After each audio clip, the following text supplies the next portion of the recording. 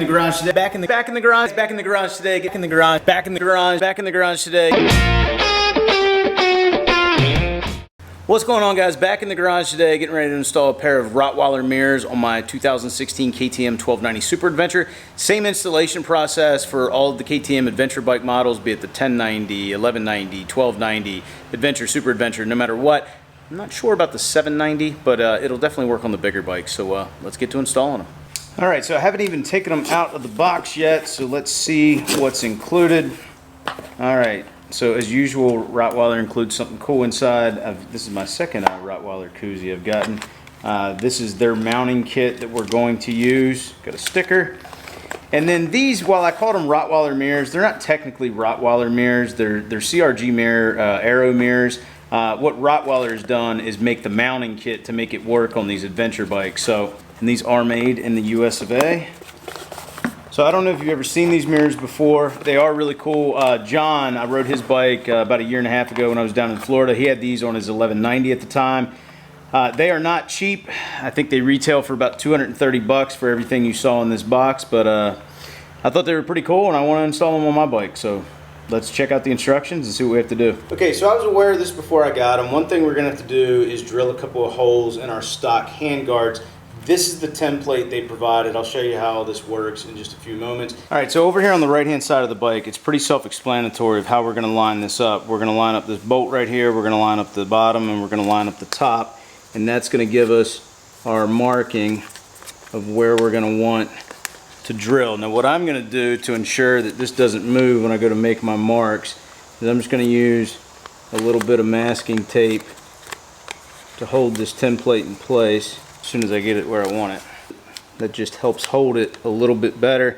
Then I'm just going to take a pick and go right through the middle and just kind of press into the plastic a little bit, so that should give me a pretty good marking of where we're going to drill here in just a minute.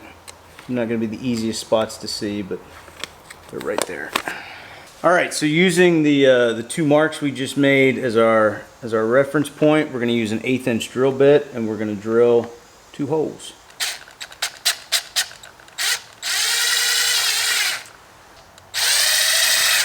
Second one. Now obviously you want to be careful not to hit your brake lever back here, but as long as you don't go through too far, it's pretty far forward here, you should be okay. Okay, so now that we have our 2 1/8 inch holes drilled, now we're going to grab a 1/4 inch bit and we're going to widen these bad boys out. Next up, we want to grab our mirror mount. This is what the one on this side looks like, but it's actually going to mount this way, so it will be in a traditional kind of like L shape. And the Rottweiler insignia is going to be facing toward the inside. In fact, these are going to get mounted on the inside as well. They're actually going to go inside your handguard. Included in the kit are 4mm hex head screws. So we're just going to go ahead and start these by hand. In fact, I think before we go any further, I don't know that it calls for it. I'm going to put a little bit of blue Loctite on here just to ensure these things don't go anywhere. All right, so with the Loctite on, we got them started by hand. Now we're just going to twist these down using a 4mm hex wrench until we've got them nice and tightened up.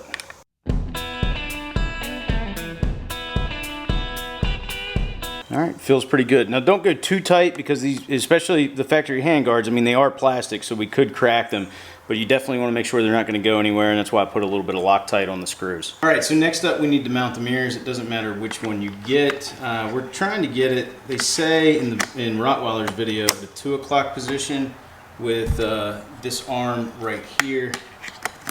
Now, they give you some recommendations on how to mount them for optimal rear viewing. You notice I'm sitting on my bike right now, and the reason I'm sitting on my bike is because I'm going to play around with this a little bit to get it set the way I want it. And then all we have to do, once we have it set, grab your 3mm hex, and we're going to tighten this down. Now, follow some of the recommendations, but mainly in the fact that we don't want this to contact any plastic. So once you get it set where you think you want it, and there is some well, this isn't tight, but there is some adjustability on tilting this.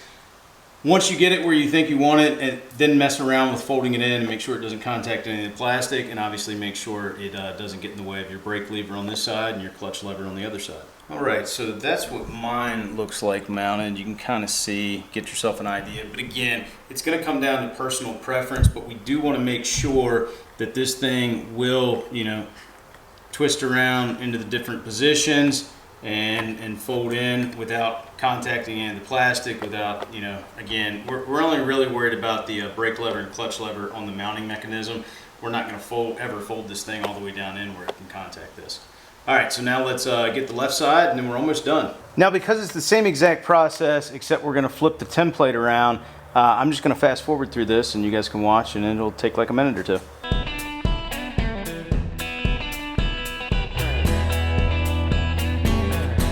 All right, so there's what my left-hand side mirror looks like. Again, want to make sure the clutch isn't going to come in contact. You can see we've got plenty of space there. Last step is to remove the factory mirrors because we don't need 4 mirrors, so let's get to that next. All right, so with our 14mm wrench, we're going to use that on top and bottom. This is going to sound wrong, but it is right. Normally it's lefty-loosey, righty-tighty, but in the case of the top part here, this is actually a reverse thread. Oh, actually, is that whole thing just going to pop out of there? Well, there you have it.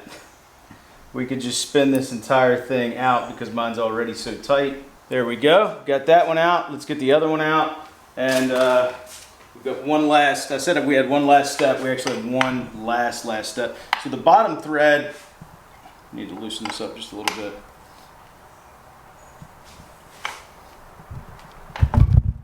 There we go. We got that one loosened up.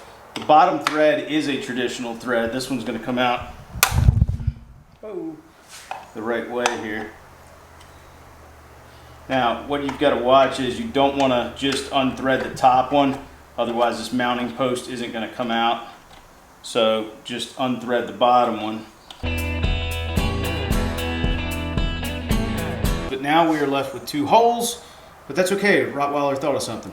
Included in your kit are 2 plastic plugs, which we are just going to pop down in place. Now we have the factory mirrors removed, the new Rottweiler Aero mirrors installed. We're done. So anyway, guys, that is the installation process on the Rottweiler flip-out style mirrors. Are they worth the $240? How much do I like them? I don't know. I wish they would have came in on Friday because we did 575 miles on the bike yesterday. Would have been the perfect opportunity to test. But look for an upcoming video on my thoughts on these mirrors. Like I said, I have ridden with them once before, but living with them full time versus riding with them one day, 2 totally different things. So I will let you know my thoughts in an upcoming video. Anyway, I hope you guys enjoyed today's video. If you did, please give it a big thumbs up. If you're not a subscriber, consider hitting that subscribe button because if you like motorcycles, well, this is the place to be. If you have any questions about these mirrors or you have any questions about the installation process, obviously let me know those down in the comments section below. I will do my best to answer them. And as always, I'll talk to you again soon.